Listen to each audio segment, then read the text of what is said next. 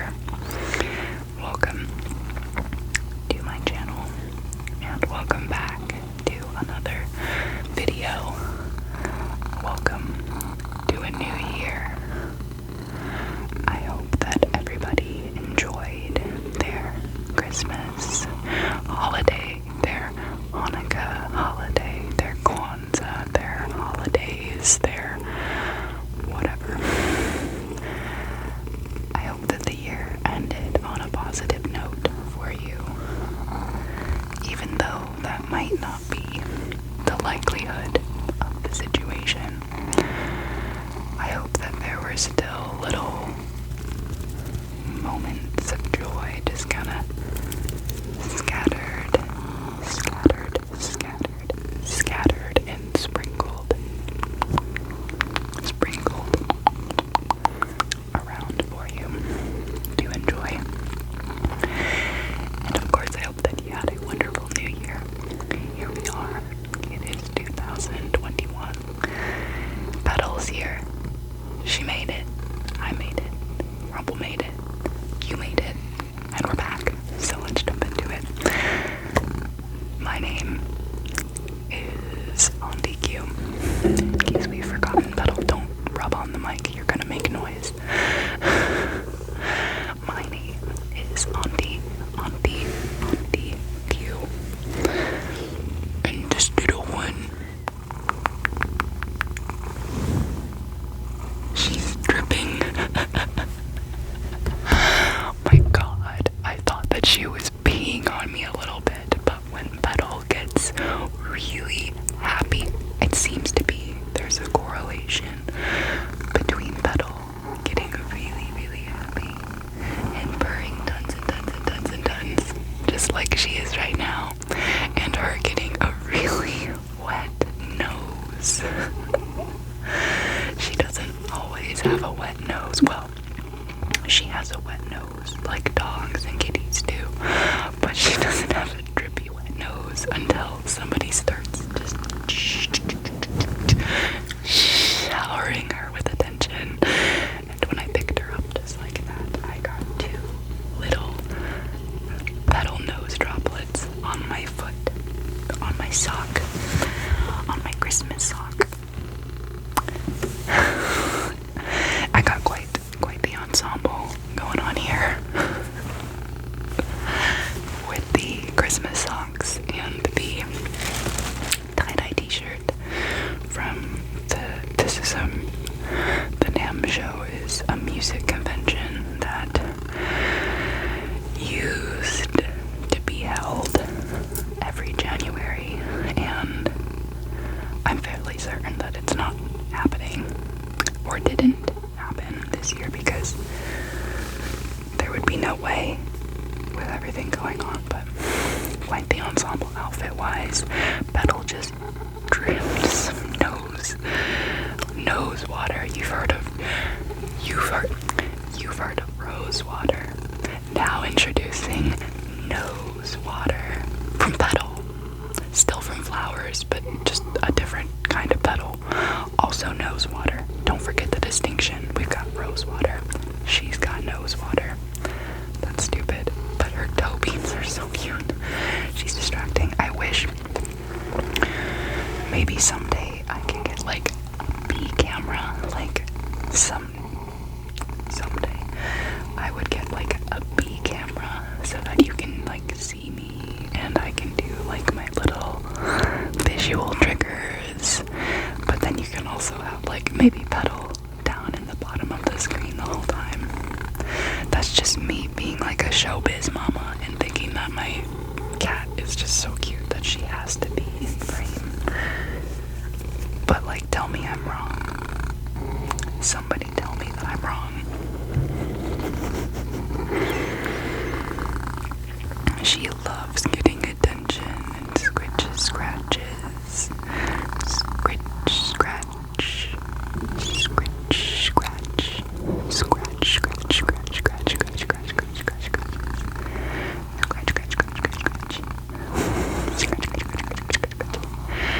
Her face, she's just got her eyes completely very light weight of her head in my hands. Very lightweight, but nevertheless I can feel it. She just got her little face in my hands, full dead weight, just taking the scratches behind the chin. She's so precious. She's just an absolute baby doll.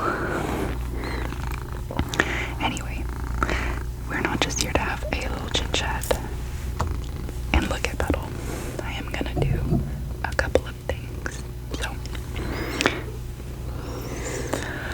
this candle smells so good. Wanna smell? You don't like it? That's fine. It's not for you. It's our mama. So, I went to Hobby Lobby to get some stuff for a Christmas present that I was going to make for my dad.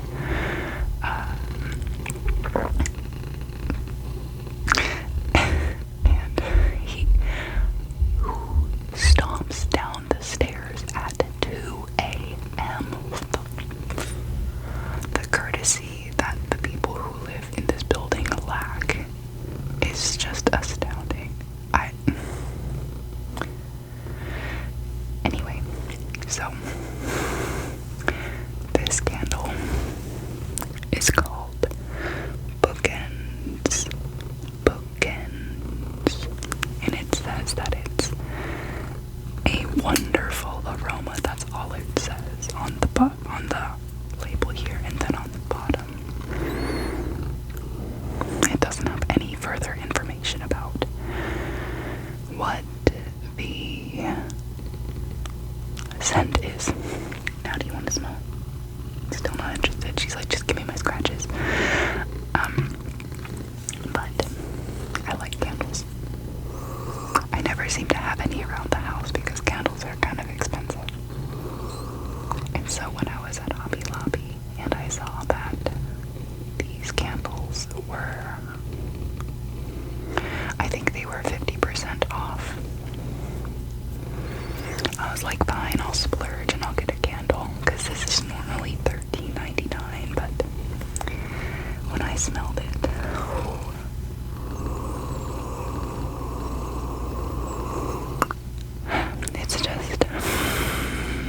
it's like all of my favorite flavors.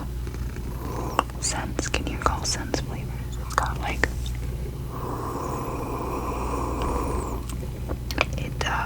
oh god, it smells amazing. It smells like there's a Tom Ford fragrance, an incredibly expensive Tom Ford fragrance that I once got a sample of, because when you shop at Sephora you get your little beauty insider points, and then if you get like 1,000 beauty insider points you can get like a small sample of a Tom Ford perfume or whatever they had available at the time. So I got a sample of Tom Ford, and it was a men's perfume, and I almost always buy men's colognes because I've always found myself more drawn to men's scents, and I always wondered, like, how can a scent be men's? And then one year I went to Paris. I traveled to Paris, and I remember the way that the shopping districts were set up. You would have like your department stores, and they would be across from one another, and not one store with men's sections and women's sections, but two separate stores full of all the departments you would need, but one is women's and one is men's. But the only department that doesn't differ based on either location was the fragrance section, because in Europe they don't really recognize gender marketing and fragrances, or at least that's how it was explained to me by the very lovely people who took me there. I could be completely wrong. What I'm saying is my belief that the fashion district, capital of the world, Paris, being a place where genders and fragrance weren't recognized, gave me sort of like the boost to be like, yeah, why why should it matter? And so, long story short, I almost always buy men's fragrances because I just prefer them.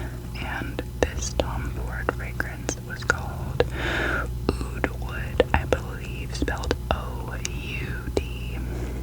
And from what I gather, Oud Wood is one of the most expensive ingredients in perfumery. Don't ask me why. But I did look into what a full-size bottle of that fragrance would cost, and it was over $500. So, imagine how pleased that I was when I went to Hobby Lobby and I was drawn to this candle by the name, and I picked it up and I took off the tin lid and I lifted it to my face, to my mask. And even with the mask over my face, I got the most lovely whiff of that Tom Fordy, oud woody smell mixed with like musk, which is like one of my favorite fragrance components is musk. And then almost notes of those little wooden smudge sticks. I think they're Zambalo or something like that. But mostly the Tom Ford fragrance, and I'm going to light this candle.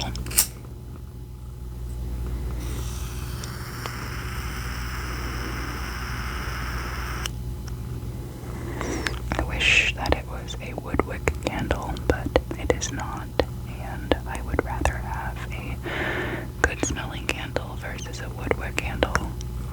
This is so cool. I'm gonna tell ghost stories like this. No, that's not what we're doing today, but it kind of is. So, we have the bookends candle, and I'm just now realizing that I forgot my glasses, but that's fine. I can get by without them. But what I can't get by without is a little help from my friends. Just kidding. A Topo Chico. Not sponsored, but hit me up, Topo Chico. I really do be loving this product. And my dad, I don't buy these myself. Let me start by saying that never in my life have I purchased a bottle of Topo Chico. That feels good. My dad started buying them, and then I swiped one from him because I always thought sparkling water, well, that's not true. I remember the first time that I ever had a sparkling water was a Pellegrino or whatever the heck at a jazz concert that my brother's drumming teacher was performing at. And when I say concert, I mean like a jazz club. Like it was a very chill vibe, a place that my parents would feel okay taking me to as a child. More like a jazz recital, but for adults. Anyway, I remember like a dimly lit room, the double bass, the standing bass, and being kind of bored, to be completely honest with you, because I don't know how old I was at the time, but I wasn't super into jazz percussion, I'll tell you that, at the time. And I remember that I got a sparkly water. I think that it was either ordered for me based on one of my parents, probably my dad, definitely my dad, suggesting it or trying to like introduce me to something new to make me not as bored, or I asked them what it was and they told me and I thought it sounded cool and I ordered it. I can't remember. But anyway, I got a sparkly water for the first time there and I didn't like it. At the time, the bubbles, the texture on my tongue, I just kind of perceived it as flavor, and I was like, why is this water spicy? I don't like the spicy water. But now I love it. I love it. And so I'm going to open this up.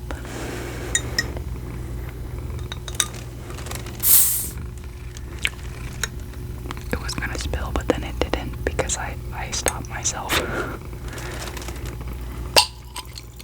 So anyway, cheers to my dad for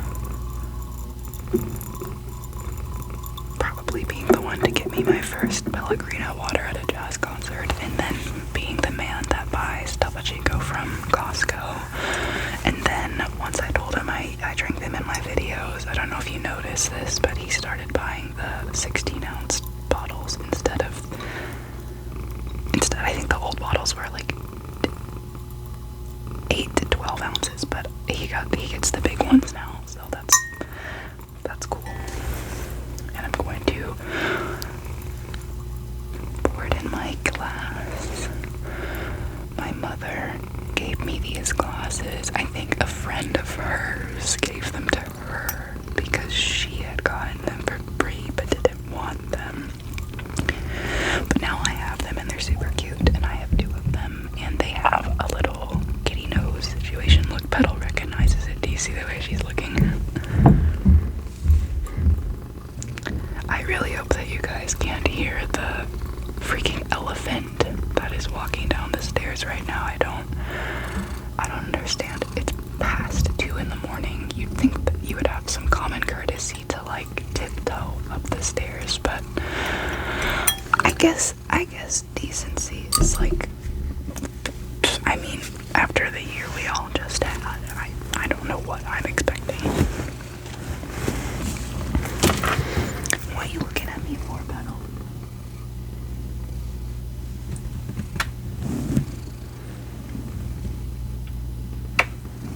She also likes forehead kisses. If I go like this to her and give her a little forehead kiss. And she also likes the cat cup.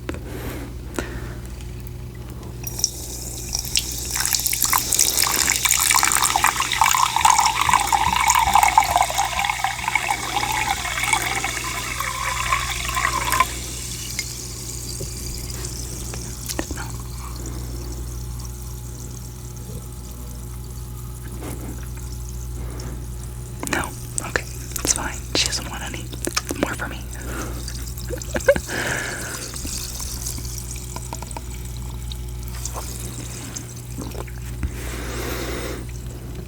Now, without further ado, what I'd like to do today is read us another one of the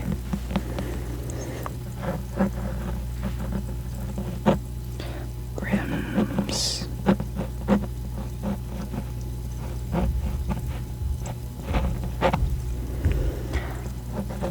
complete fairy tales. Bruh, what the? It just pisses me off, because obviously nobody who's my neighbor would expect somebody to be trying to make a quiet video right now. But still, I can hear you talking. I can hear you clomping up and down the stairs. And everybody else who's trying to sleep right now can too. And it's like, do people not think?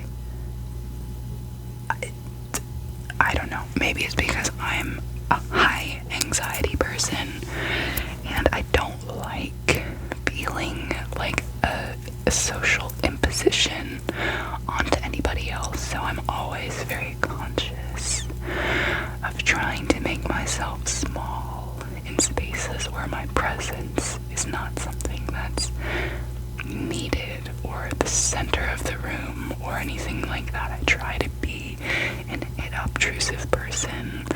For example, I'm a night owl and I live in an apartment building, and I don't want the fact that I'm up all night to keep others up all night. So I do have a television. I have a large television because I'm blessed, and I bought it on Memorial Day sale a couple years ago when I moved in here. And I don't even have a sound bar or any external speakers for it, but my apartment building was renovated from a hotel room back in the day, and my apartment and the next door apartment used to be combined by nice set of French doors. I guess mine was like the big hotel suite, and it was connected to a smaller sitting room. Back when you would see that type of thing, because this building's like 100 years old, and that type of floor plan was more in vogue back then. Long story short, the French doors are gone, but rather than fill in the wall and make it seamless, you can still clearly see the outline of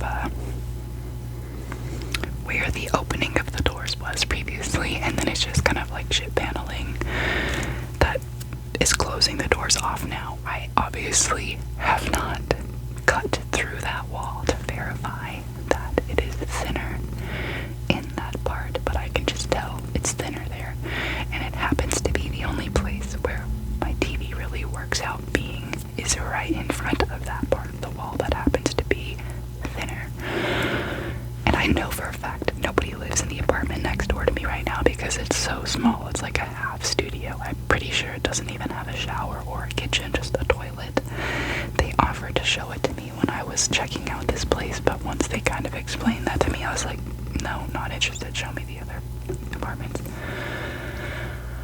So it's almost always vacant because it's not really good for anybody who's gonna live there. It's good for somebody who's maybe like, if you have to work down here in my city, but you live elsewhere, but you work crazy hours, for example, and it's just better for you to be able to have a place to hang your head versus driving back in the same evening if you have to be down here for a while.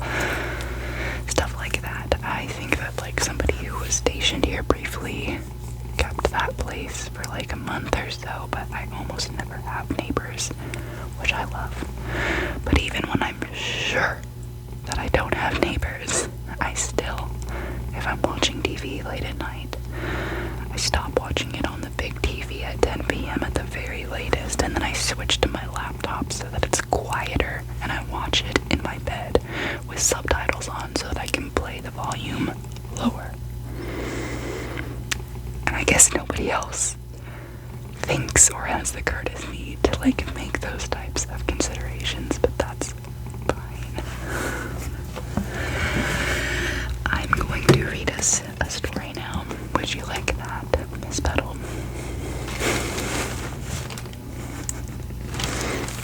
Great.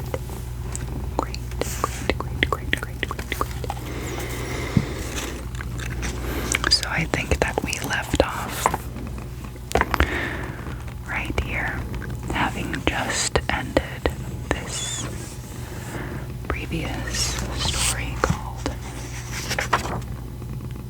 Sharing Joy and Sorrow. I think I read that one out of order, and then I read The Golden Key last during my last installment of this series, but please forgive me if you have heard either of these stories from me already, then sorry. Hopefully you're asleep by now anyway, because I just rambled on for 25 minutes, I'm realizing. Sorry.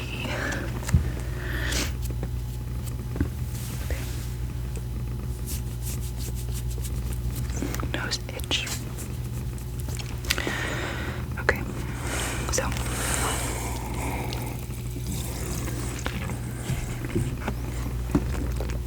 the nail.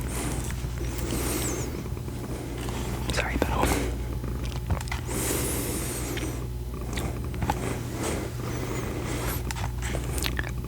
A merchant had done good business at the fair. He had sold his wares and lined his money bags with gold and silver. Then he wanted to travel homewards and be in his own house before nightfall. So he packed his trunk with the money on his horse and rode away. At noon he rested in a town, and when he wanted to go further, the stable boy brought out his horse and said, "A nail is wanting, sir, in the shoe of its left foot."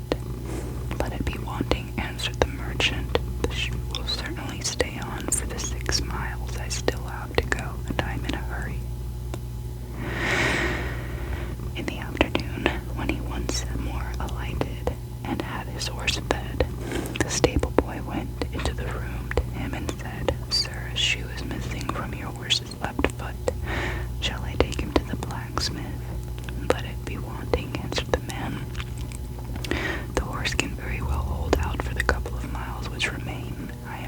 forest. He rode forth, but before long the horse began to limp. It had not limped long before it began to stumble, and had not stumbled long before it fell down and broke its leg. The merchant was forced to leave the horse where it was and unbuckle the trunk, take it on his back, and go home on foot. And there he did not arrive until quite late at night, and that unlucky nail, he said to himself, has caused all this disaster. Hasten slowly. I guess there's like a moral there. I don't know. That's kind of the idea of fairy tales, right? Is they always have a moral.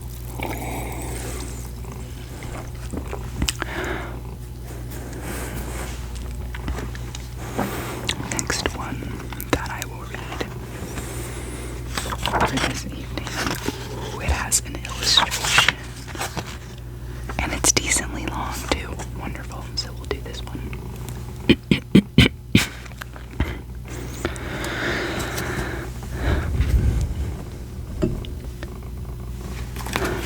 Tom Thumb. There once was a poor peasant who sat in the evening by the hearth and poked the fire, and his wife sat and span. Yes, replied the wife, and sighed. Even if we had only one, and it were quite... Oh, I got distracted by that dirty line, and I missed the line. You're gonna get the mind out of the gutter. We're scholars right now. We're reading, okay? And his wife sat and span. Then said he, how sad is it that we have no children? With us all is so quiet, and in other houses it is noisy and lively. Yes, replied the wife, and sighed. Even if we had only one, and it were quite small, and only as big as a thumb, I should be as satisfied, and we would still love it with all our hearts. Now it so happened that the woman fell ill, and after 7 months gave birth to a child that was perfect in all its limbs, but no longer than a thumb. Then said they, it is as we wished it to be, and it shall be our dear child. And because of its size, they called it Tom Thumb. They did not let it want for food, but that child did not grow taller. Remained as it had been at the first. Nevertheless, it looked sensibly out of its eyes, and showed itself to be a wise and nimble creature, for everything it did turned out well.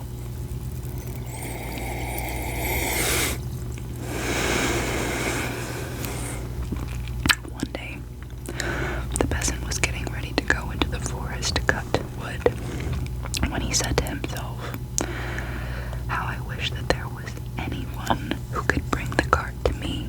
Oh, father, cried Tom Thumb, I will soon bring the cart. Rely on that. It shall be in the forest at the appointed time. The man smiled and said, sorry, how can that be done? Thou art far too small to lead the horse by the reins. That is of no consequence, father. If my mother will only harness it, I shall sit on the horse's ear and call out to him how he is to go. Well, answered the man, for once we will try it out. When the time came, the mother harnessed the horse. She placed Tom Thumb up in its ear, and the little creature cried, gee up, gee up. Side note, I've never seen giddy up written in text, I don't think, and now I'm wondering if I've been saying it wrong the whole time, because I've always said giddy up, like G-I-D-D-Y, but here it is written G-E-E. Oh man, I was today years old. I think that it's correct both ways. I'm gonna Google that later. Back to the story. So, then it went quite properly, as if it was its master, and the cart went right away into the forest. It so happened that just as he was turning a corner, the little one was crying, gee up, too strange.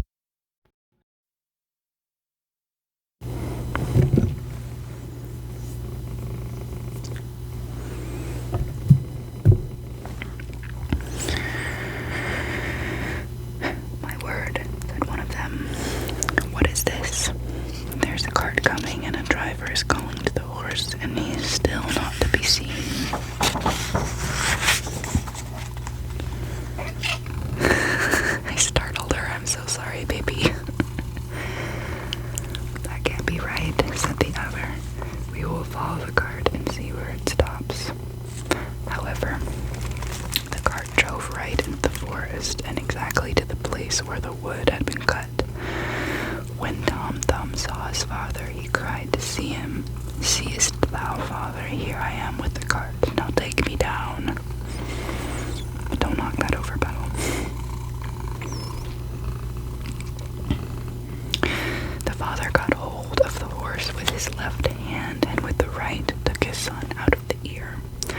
Tom Thumb sat down quietly, merrily, on the straw. But when the two strange men saw him, they did not know what to say for astonishment. Then one of them took the other aside and said, "Hark, the little fellow would make our fortune. If we exhibited him in a large town for money, we will buy him."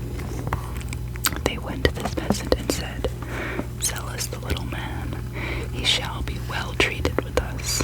"No," replied the father, "he is the apple of my eye, and all the money in the world cannot buy him from me." Tom Thumb, however, when he heard of the bargain, had crept up the folds of his father's waistcoat, placed himself on his shoulder, and whispered in his ear, "Father, do give me away. I will soon come back again." Then the father parted with him to the two men for a handsome bit of money. "Where wilt thou sit?" They said to him. "Oh, just set me on the brim of your hat, and then I can walk backwards and forwards and look at the country and still not fall down." They did as he wished, and when Tom Thumb had taken leave of his father, they went away with him. They walked until it was dusk, and then the little fellow said, "Do take me down, I want to come down." The man took off his hat and put the little fellow on the ground by the wayside, and he leapt and crept and a little between the sods, and then he suddenly slipped into a mouse hole, which he had sought out. "Good evening, gentlemen, just go home without me," he cried to them, and mocked them. They ran thither and stuck their sticks into the mouse hole, but it was all a lost labor. Tom Thumb crept still farther in, and as soon as it became quite dark, they were forced to go home with their vexation and their empty purses. When Tom Thumb saw that they were gone, he crept back out of the subterranean passage. "It is so dangerous to walk on the ground in the dark," said he. "How easily a neck or a leg is broken." Fortunately, he knocked against an empty snail shell. "Thank God," said he, "in that I can pass the night in safely," and got into it. Not long afterwards, when he said he was just going to sleep, he heard two men go by, and one of them was saying, "How shall we contrive to get hold of the rich pastor's silver and gold?" "I could see to that," cried Tom Thumb, interrupting them. "What was that?" said one of the thieves in fright. "I heard someone speaking." They stood still, listening, and Tom Thumb spoke again and said, "Take me with you, and I'll help you." "But where art thou?" "Just look on the ground and observe from whence my voice comes," he replied. There are thieves at length found him.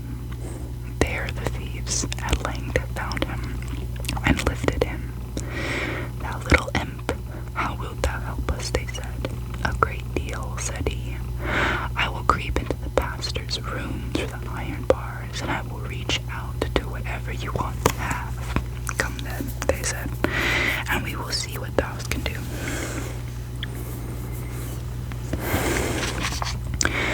When they got to the pastor's house, Tom Thumb crept into the room, but instantly cried out with all his might, "Do you want to have everything that is here?" The thieves were alarmed and said, "But do speak softly, so that no one will be awakened." Tom Thumb, however, behaved as if he had not understood this and cried again, "What do you want? Do you want to have everything that is here?" The cook, who slept in the next room, heard this and sat up in bed and listened. The thieves, however, had in their fright run some distance away, but at last they took courage and thought, "The little rascal wants to mock us." They came back and whispered to him, "Come, be serious and reach something out to us." Then Tom Thumb again cried as loudly as he could, "I really will give you everything, just put your hands in."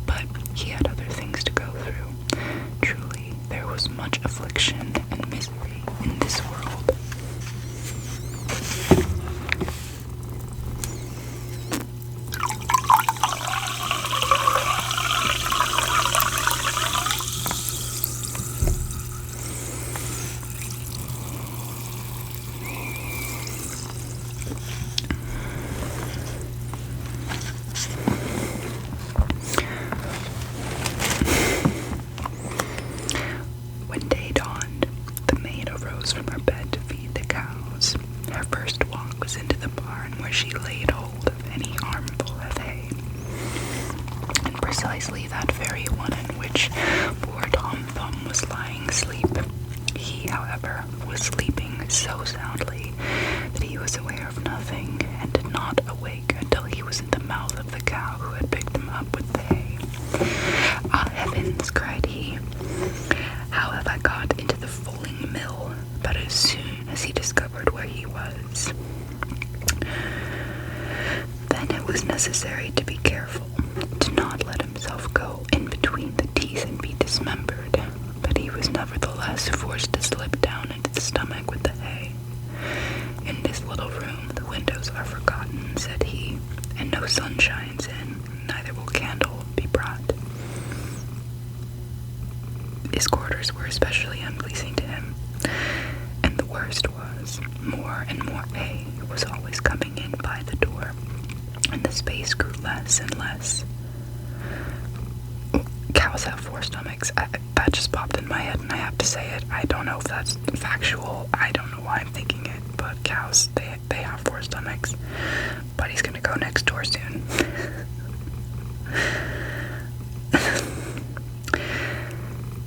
And the space grew less and less. Then at length, in his anguish, he cried as loud as he could, "Bring me no more fodder. Bring me no more fodder." The maid was just milking the cow, and when she heard someone speaking and saw no one, and perceived that it was the same voice that she had heard in the night, she was so terrified that she slipped off her stool and spilled the milk. "Oh no!"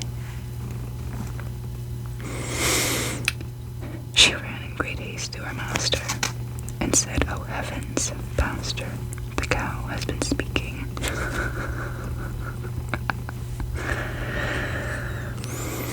"Thou art mad," replied the pastor, but he went himself to the byre to see what was there. Hardly, however, he had set his foot inside when Tom Thumb cried again, "Bring me no more fodder. Bring me no more fodder." Then the pastor himself was alarmed, and he thought that an evil spirit had gone into the cow and ordered her to be killed. She was killed, but the stomach in which Tom Thumb was thrown away in the midden. Tom Thumb had great difficulty in working his way. However, he succeeded so far as to get some room, but just as he was going to thrust his head out, a new misfortune occurred. A hungry wolf ran thither and swallowed the whole stomach in one gulp.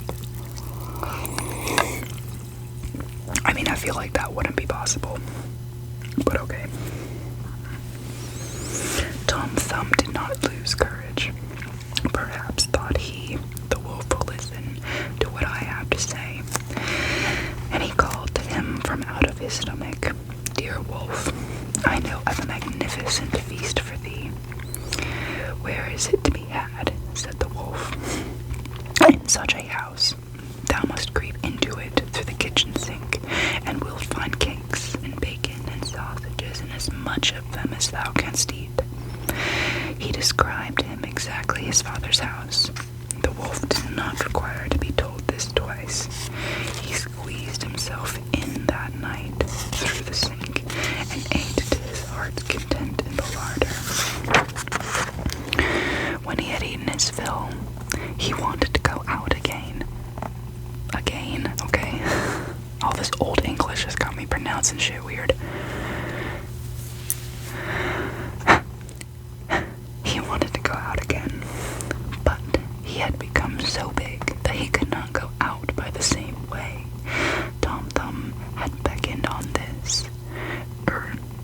Tom Thumb had reckoned on this, and now began to make a violent noise in the wolf's body, and raged and screamed as loudly as he could. "Wilt thou be quiet?" said the wolf. "Thou will waken up the people." What?" replied the little fellow. "Thou hast eaten thy fill, and I will make merry likewise," and once more began to scream with all his strength. At last his father and mother were aroused by it, and ran to the room that looked in through the opening in the door. When they saw that a wolf was inside, they ran away, and the husband fetched his axe, and the wife the scythe. stay behind," said the man. When they entered the room, "When I've given him a blow, if he's not killed by it, thou must cut him down and hew his body to pieces." Then Tom Thumb heard his parents' voices and cried, "Dear father, I am here. I am in the wolf's body." Said the father, full of joy, "Thank God, our dear child has found us again," and bade the woman to take away her scythe, that Tom Thumb might not be hurt with it. After that he raised his arm and struck the wolf with such a blow on his head that he fell down dead. And then they got knives and scissors and cut his body open and drew the little fellow forth. "Ah," said the father, "what sorrow we have gone through for thy sake."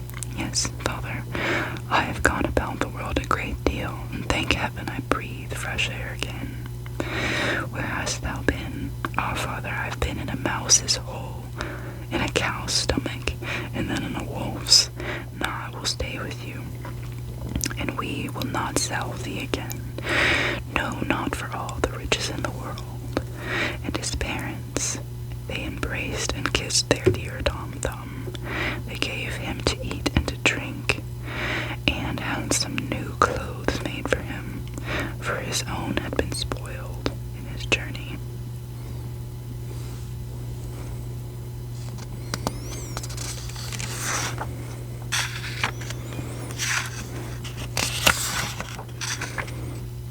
Alright. And when we return for our next installment of the Grimm fairy tales, we will continue with Tom Thumb, the journeyman.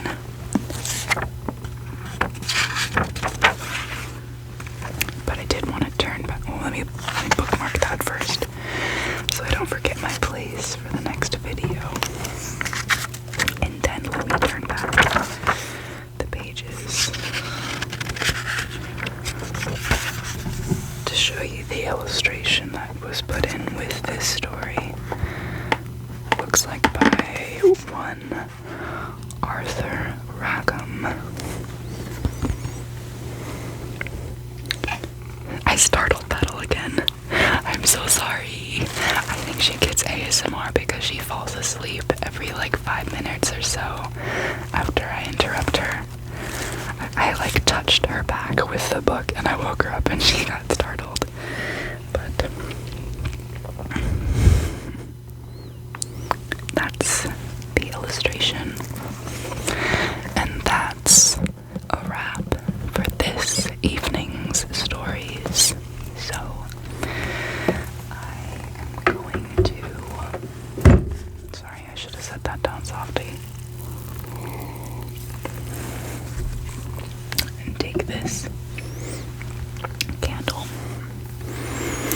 and blow it out.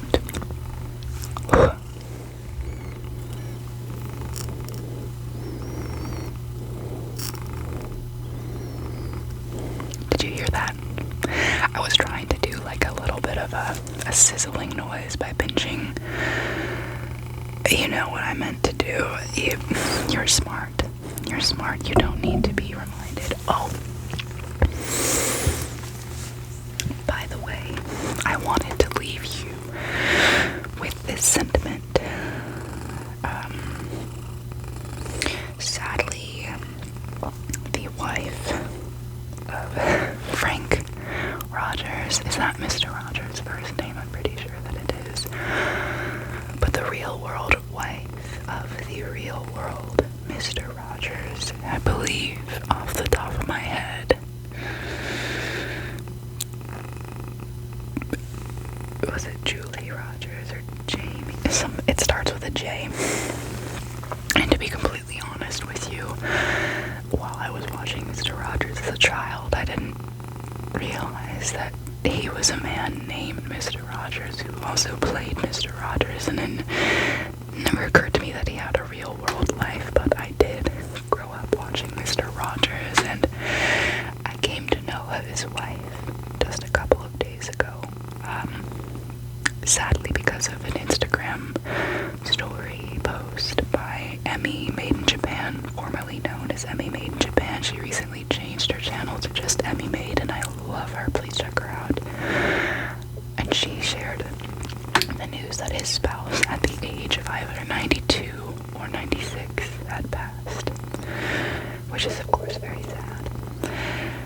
But through those posts I learned that she was a charitable woman, a philanthropist, and shared many of the wonderful sentiments that Mr. Rogers did as well. And I'm sure that many of us kids who watched the KBBS channel to try to find Bob Ross to get ASMR tingles from, I'm sure if you were on that channel for Bob Ross, you've probably seen at least one or two Mr. Rogers episodes in your life before. So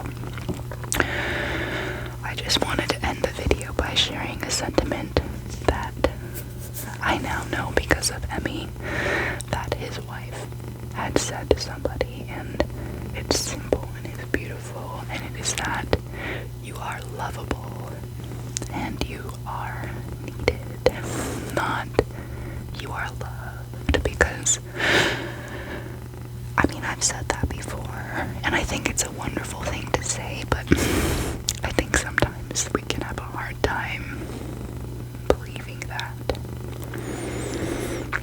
just simply that we are told we are loved, because sometimes what we should be getting told maybe is that we are lovable, that you are somebody who's worthy of love, and somebody who is needed. That's right. Petal's got a little cookie in her eyes. I'm gonna get it out. There you go, baby. Love you. So, I just thought that was nice, and I wanted to say condolences, of course, to the remaining Rogers family members and everybody who's touched by his legacy and his wife's legacy and by this loss. But I thought that was beautiful, so I wanted to repeat it to you, just to let you know that you are lovable and you are needed.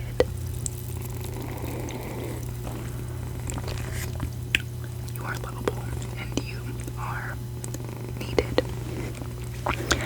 And I'm gonna tell Miss Petal, look me in the eyes, baby girl. You are lovable and you are needed. Not that she ever had any doubts. I mean, come on, have you seen her?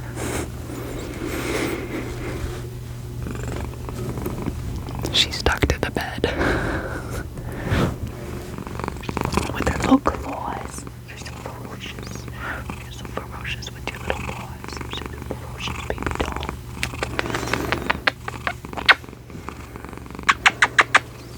Anyway.